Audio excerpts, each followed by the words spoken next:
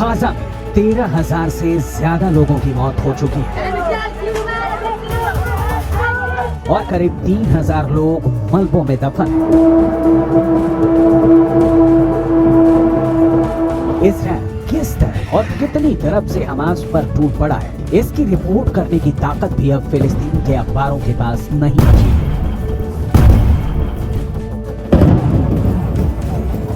Gaza पट्टी के अंदर 40 से ज्यादा पत्रकार मारे जा चुके हैं और इजराइल फिलिस्तीन के अखबारों के पूरे नेटवर्क को ही तोड़ दे रहा है। इसीलिए अब गाजा पट्टी से वही खबरें सामने आ रही हैं जो इजराइल चाहता है।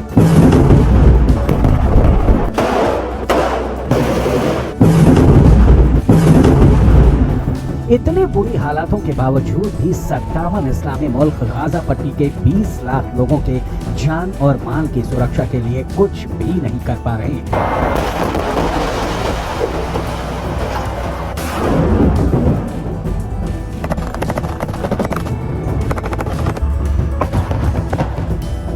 फिलहाल जो रिपोर्ट आ रही है उससे ये साफ लग रहा है कि उत्तर गाजा में भारी कोहराम मचाने के बाद अब इजराइल अपना पूरा फोकस दक्षिणी गाजा पर कर रहा है।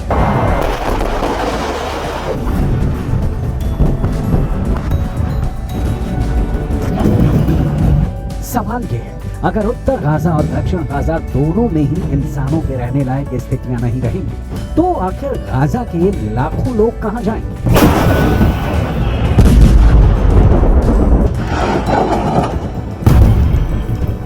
ऐसे खतरनाक हालातों में अगर 57 इस्लामिक देश एक साथ खड़े होते तो निश्चित तौर पर इजराइल पर दबाव बनाना बहुत आसान हो जाता, लेकिन आज स्थिति बिल्कुल अलग है।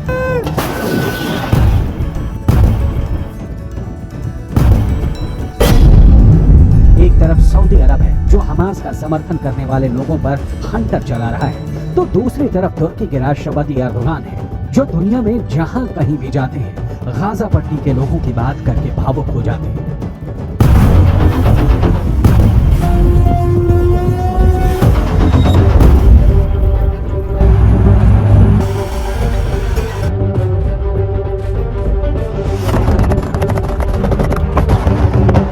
तुर्की के राष्ट्रपति एर्दोगान ने जर्मनी की राजधानी बर्लिन का दौरा किया है और जर्मनी के चांसलर ओलाफ स्कॉल्स के साथ उनकी द्विपक्षीय वार्ता हुई, लेकिन इस पूरी वार्ता के दौरान आर्थिक मुद्दे पूरी तरह से किनारे नजर आए और दूसरे सभी मुद्दे गाजा पट्टी के तनाव के सामने छोटे पड़ गए। आखिर कैसे तुर्की के राष्ट्रपति एर्दोगान हमास के पक्ष में पूरी इस्लामी दुनिया को एक करने के लिए बेचैन हुए जा रहे हैं, ये पूरी हकीकत आपको विस्तार से आगे बताएंगे। लेकिन सबसे पहले बात करेंगे सऊदी अरब की, जहां एक ऐसी घटना हुई है जिस पर यकीन करना नामुमकिन है।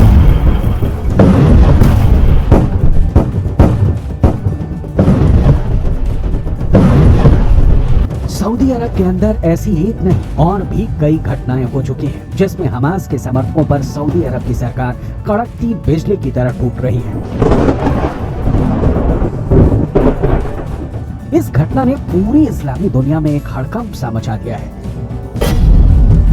दरअसल ब्रिटिश एक्टर इस्लाह अब्दुल रहमान उम्रा करने के लिए सऊदी अरब गए थे। सऊदी अरब के अंदर इस्लाह अब्दुल रहमान फिलिस्तीन के लोगों के साथ सहानुभूति जताने के लिए एक फिलिस्तीन काफिया पहने हुए थे। फिलिस्तीनी काफिया एक ऐसा कपड़ा होता है जो गले पर पहना जाता है और इसमें चेक होते हैं। फिलिस्तीन का आंदोलन करने वाले बड़े नेता यासिर अराफात अक्सर फिलिस्तीनी काफिया पहनते थे और ये फिलिस्तीनी काफिया एक तरह से यासिर अराफात की पहचान बन गया था।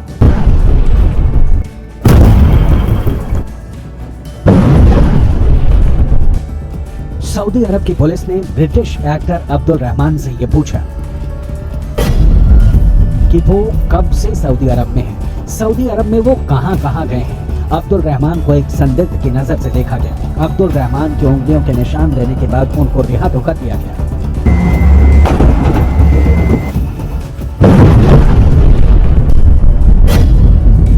लेकिन उसके बाद वो बहुत ज्यादा भयभीत हो गए।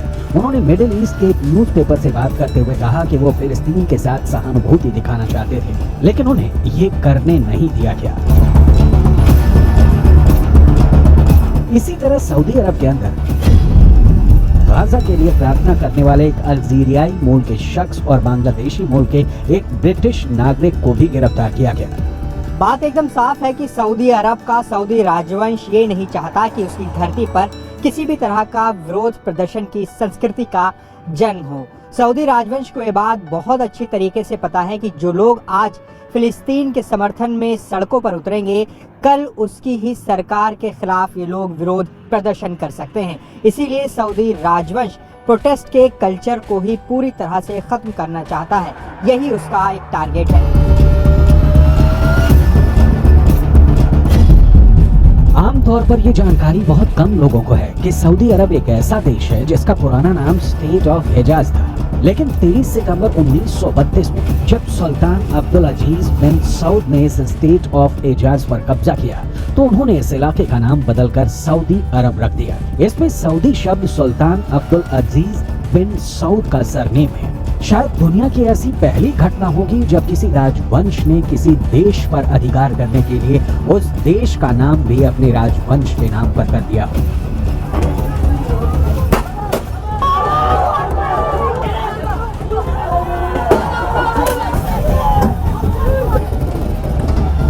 एक तरफ सऊदी अरब हमास के समर्थकों पर हंटर चला रहा है, उन्हें गिरफ्तार कर रहा है और उनको ये नसीहत दे रहा है कि किसी भी तरह का प्रदर्शन स्वीकार नहीं किया जाएगा।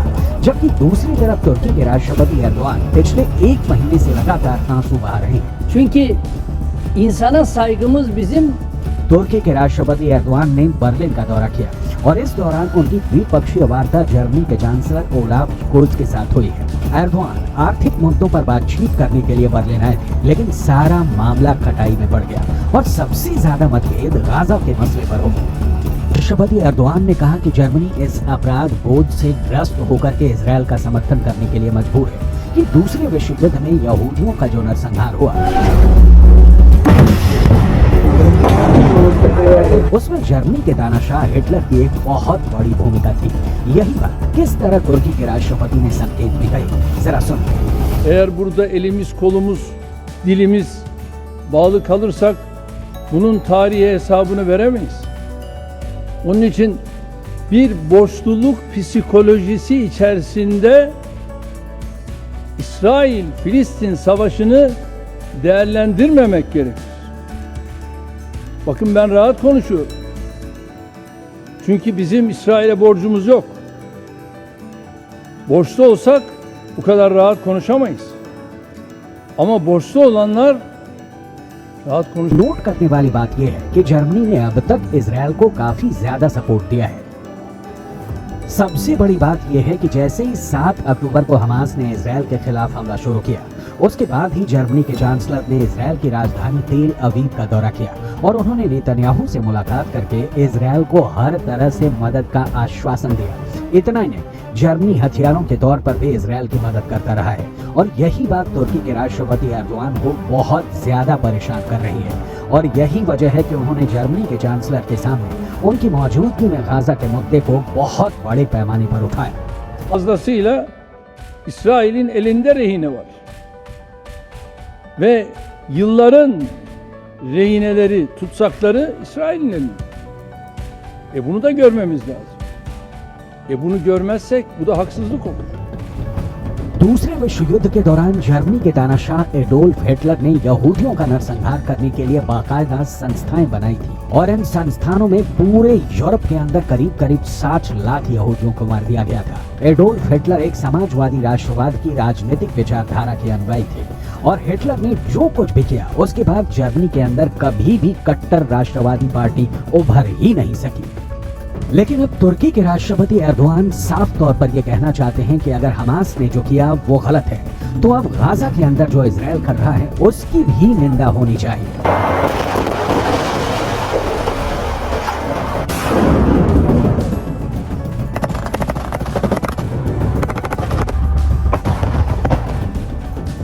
दूसरी तरफ जर्मनी के चांसलर भी इस मुद्दे पर पीछे नहीं हटे। उन्होंने भी एर्दोआन के सामने ही हमास की निंदा की, 7 अक्टूबर को हुए आतंकवादी हमले का जिक्र किया और हमास के पूरे खात्मे के इजरायली संकल्प को सही ठहराया। यानी अगर देखा जाए तो जर्मनी और तुर्की एक बातचीत की मेज पर जरूर थे, लेकिन उनके बीच बहुत भारी मतभेद है।